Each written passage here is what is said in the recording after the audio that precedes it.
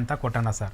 ಇವನ್ ಹಿನ್ನೆಲೆ ಯಾವ ರೀತಿ ಇದೆ ಅಂದ್ರೆ ಸರ್, ಇವನು ಕೆಲ್ಸಕ್ಕೆ ಸೇರುತ್ತಮಿಂದ ಹಿಡಿದು ಇಲ್ಲಿವರೆಗೂ 5 ಸರಿ ಸಸ್ಪೆಂಡ್ ಆಗವನ ಸರ್.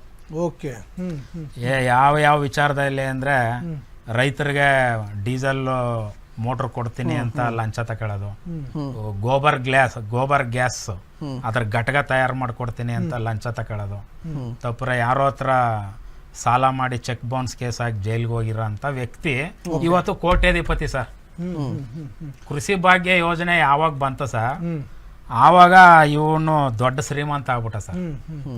ಅಲ್ಲ, ದೊಡ್ಡ ಗೋಲ್ಮಾಲ್ ನಡೀತಾ ಇದ್ರು ಕೂಡ ಒಬ್ಬ ವ್ಯಕ್ತಿಯಿಂದ ಸರ್ಕಾರದ ಗಮನಕ್ಕೆ ತರುವಂತಹ ಎಲ್ಲ ಆಗಿದೆ ಸರ್. ಈಗ ನಾನು ಸರ್ ನನ್ನನ್ನ ಯಾವಾಗ ಕೃಷಿ ಇಲಾಖೆಯಲ್ಲಿ ಜುಜುಬಿ ಡ್ರೈವರ್, ನೀನು ಜುಜುಬಿ ಕೆಲಸ ಮಾಡ್ತಿರೋದು ಅಷ್ಟಕ್ಕೆ ಮಾತ್ರ ಇರೋ, ಬೇರೆ ವಿಚಾರಗಳು ಯಾಕೆ ಬೇಡ ಅಂದ್ರಲ್ವಾ ಸರ್. ಅದಕ್ಕೋಸ್ಕರ ನಾನು ಜುಜುಬಿನೇ ಇರಬಹುದು ಮತ್ತು ನಾನು ಒಂದು ಸಾಮಾನ್ಯ ಕೆಲಸ ಮಾಡ್ತಿರ್ಬೋದು ಅಂದ್ಬಿಟ್ಟು ನಮ್ಮ ಭಾಗದ ಜಿಲ್ಲಾ ಪಂಚಾಯತ್ ಸದಸ್ಯ ಅಂದ್ರೆ ಹಾಲಿ ಜಿಲ್ಲಾ ಪಂಚಾಯತ್ ಸದಸ್ಯರವರು ಅವ್ರನ್ನ ನಾನು ಸರ್ ಈ ತರ ಎಲ್ಲ ನಡೀತಾ ಇದೆ, ದಯವಿಟ್ಟು ಇದ್ರ ಬಗ್ಗೆ ನೀವು ಸಾಮಾನ್ಯ ಸಭೆಯಲ್ಲಿ ಧ್ವನಿ ಎತ್ತಬೇಕು ಅಂದಾಗ ಅವರು ಸಾಮಾನ್ಯ ಸಭೆಯಲ್ಲಿ ಸಾಕಷ್ಟು ಧ್ವನಿ ಎತ್ತಿದ್ರು. ಅವರು ಕೂಡ FIR ಸೇರಿದ್ರು. ಒಬ್ಬ ಹಾಲಿ ಜಿಲ್ಲಾ ಪಂಚಾಯತ್ ಸದಸ್ಯನ ಮೇಲೆ ಸರ್ FIR ಆಯ್ತ ಸರ್. ಎಲ್ಲಾದ್ರೂ ಕೇಳಿದಾರೆ ಸರ್? ಕೃಷಿ ಇಲಾಖೆಯಲ್ಲಿ ರೈತರಿಗಾಗ ಅನ್ಯಾಯನ ಪ್ರಶ್ನೆ ಮಾಡೋದಕ್ಕೆ ಅವ್ರಿಗೆ FIR ಆಯ್ತ. ಆ FIR ಜೊತೆಗೆ ನಾನು 5ನೇವನು 4ನೇವನು ಆಯ್ತಾ ಸರ್. ಅವನು ಜಿಲ್ಲಾ ಪಂಚಾಯತ್ ಸದಸ್ಯ ನಾಗರಾಜು ಅಂತ ಸರ್ ಅವ್ರ ಹೆಸರು. ಅವರು ಧ್ವನಿ ಎತ್ತಿ FIR ಹಾಕಿಸ್ಕೊತಾರ ಸರ್. ಆ FIR ಒಳಗೆ ನಾನು ಇರ್ತೀನಿ. ಆದ್ರೆ BJP ಜಿಲ್ಲಾ ಪಂಚಾಯತ್ ಸದಸ್ಯರು ಇಡೀ ಜಿಲ್ಲೆ ಒಳಗೆ ಸರ್ ಒಬ್ಬ BJP ಜಿಲ್ಲಾ ಪಂಚಾಯತ್ ಸದಸ್ಯನಿಗೆ FIR ಆಯ್ತು ಅಂತ ಯಾವ BJP ಸದಸ್ಯನೂ ಮಾತೇ ಆಡಲ್ಲ.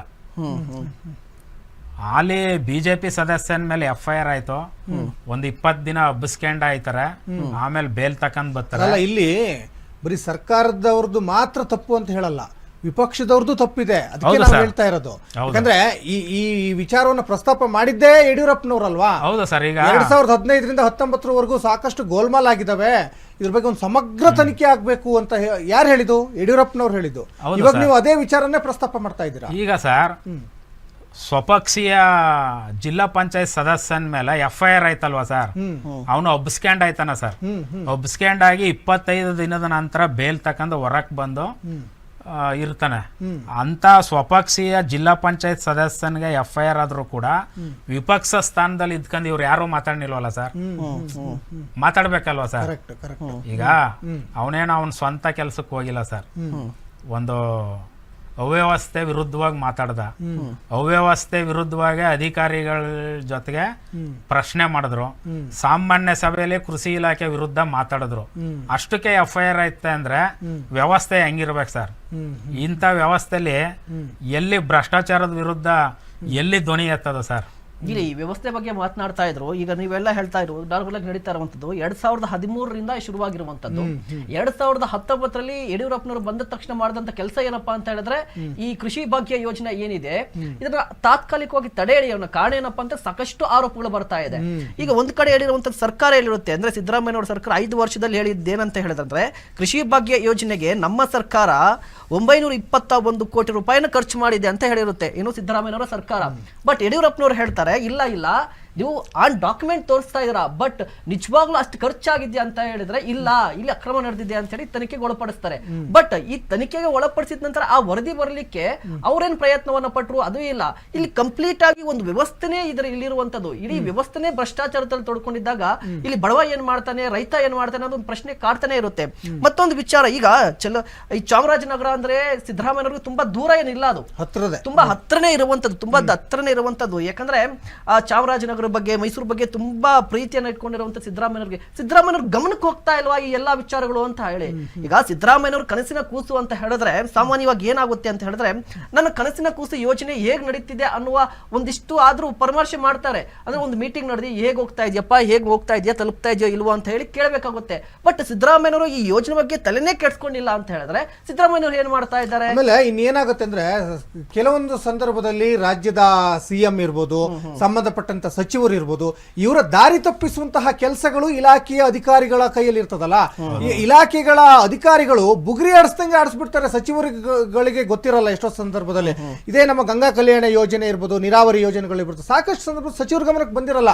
ಈಗ ನೀವು ಹೇಳ್ತಾ ಇದ್ರಿ, ಈಗ ಕೃಷಿ ಯೋಜನೆ ತರನೇ ಅದರಲ್ಲೂ ಕೂಡ ಬೋರ್ವೆಲ್ ತಗ್ಸುವಂತ ಯೋಜನೆ ಟೆಂಡರ್ ಪಡ್ಕೊಂಡಿರ್ತಾರೆ ಅಧಿಕಾರಿಗಳೇ. ಅಂದ್ರೆ ಸುಮ್ಮನೆ ಒಂದು ಲೆಕ್ಕ, ಅದು ರಾಮನ್ ಲೆಕ್ಕ ಕೃಷ್ಣನ್ ಲೆಕ್ಕ ಅಂತ ಹೇಳ್ತಾರಲ್ಲ, ಆ ಥರ ಒಂದಿಷ್ಟು ಲೆಕ್ಕ ಕೊಟ್ಟು ಬಿಡೋದು. ಅವರು ಹೌದು, ಅವ್ರು ಏನಾಗ್ತದೆ ಎಲ್ಲನೂ ಕೂಲಂಕುಷವಾಗಿ ಅವರು ಸ್ಟಡಿ ಮಾಡೋಕ್ಕಾಗಲ್ಲ, ಯಾಕಂದ್ರೆ ಅವರು ಬೇರೆ ಬೇರೆ ವಿಚಾರಗಳಿಗೂ ಗಮನ ಕೊಡಬೇಕಾಗ್ತದೆ. ಹಾಗಾಗಿ ಇಲ್ಲಿ ಏನಾಗ್ತದೆ, ನನ್ನ ಇಲಾಖೆಯಲ್ಲಿ ಇರುವಂತಹ ಅಧಿಕಾರಿಗಳು ಅವನು ಪ್ರಾಮಾಣಿಕ ಇದಾನೋ, ಅವನು ಕ್ಲೀನ್ ಹ್ಯಾಂಡ್ ಇದೆಯೋ, ಇದು ನೇರವಾಗಿ ಸಿದ್ದರಾಮಯ್ಯನವರು ಯೋಚನೆ ಮಾಡೋದಲ್ಲ, ಇಲಾಖೆಗೊಬ್ಬ ಸಚಿವ ಅಂತ ನೇಮಿಸಿರ್ತಾರೆ. ಈಗ 2013 ನಾವು ಮಾತಾಡ್ತಿದೀವಿ, ಅವಾಗ ಯಾರಿದ್ರು? ಕೃಷ್ಣ ಬೈರೇಗೌಡರು ಇದ್ರು, ಅವ್ರು ತೆಗೆದುಕೊಳ್ಬೇಕಾಗ್ತದೆ. ಹಾಗಾಗಿ ಇಲ್ಲಿ ಮುಖ್ಯವಾಗಿ ಇದ್ರ ಬಗ್ಗೆ ನಾವು ಸಾಕಷ್ಟು ಮಾತಾಡ್ತಾನೆ ಇರ್ತೀವಿ, ಆದರೆ ಇದಕ್ಕೊಂದು ತಾರ್ಕಿಕ ಅಂತ್ಯ ಆಗಬೇಕು. ಈಗ ನೀವು ಲೋಕಾಯುಕ್ತರ ಗಮನಕ್ಕೆ ತಂದಿದ್ದೀನಿ ಅಂತ ಹೇಳ್ತಾ ಇದ್ರಿ, ಸರಿಯಾದ ದಾಖಲೆಗಳಿಲ್ಲ. ಲೋಕಾಯುಕ್ತಕ್ಕೆ ಹೋದ್ರೆ ಮತ್ತೊಮ್ಮೆ ನಿಮಗೆ ನ್ಯಾಯ ಸಿಗದಾದ್ರೆ ದಾಖಲೆಗಳನ್ನ ನೀವು ಕೊಡ್ತೀರಾ?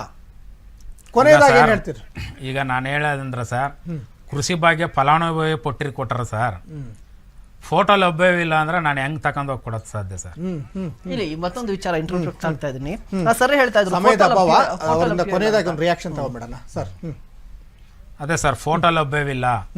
ನಮ್ಮ ಹೋರಾಟದ ಆದಿಗಳನ್ನ ತಪ್ಸಕ್ಕೋಸ್ಕರ ಈ ರೀತಿ ಸುಳ್ಳು ಮಾಹಿತಿಗಳು ಕೊಡ್ತಾರ ಸರ್. ಈ ಅಧಿಕಾರಿಗಳು ಸರ್ಕಾರ ಮತ್ತು ಯೋಜನೆನ ದಿಕ್ ತಪ್ಸೋದಕ್ಕೋಸ್ಕರ ಸುಳ್ಳು ವರದಿಗಳು, ಸುಳ್ಳು ಅಂಕಿಅಂಶಗಳನ್ನ ಕೊಟ್ಟು ಸರ್ಕಾರ ಮತ್ತು ಯೋಜನೆನ ದಿಕ್ ತಪ್ಸಾರ ಸರ್. Okay okay okay